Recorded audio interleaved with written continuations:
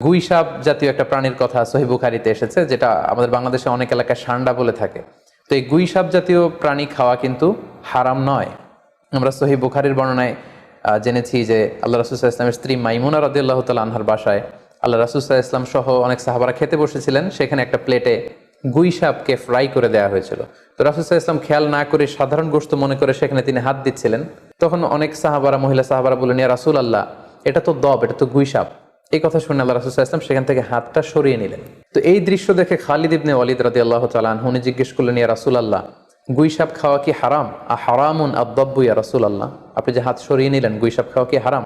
আল্লাহ রাসূল সাল্লাল্লাহু আলাইহি ওয়াসাল্লাম বললেন যে না, গুই সাপ খাওয়া হারাম নয়, তবে আমি এটা খেয়ে অভ্যস্ত নই, আমাদের এলাকাতে এটা পাওয়া যায় না, এজন্য আমি এটা খাচ্ছি না।